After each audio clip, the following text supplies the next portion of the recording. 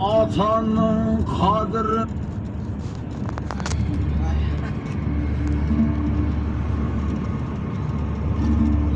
Ayağa çağırıp atır.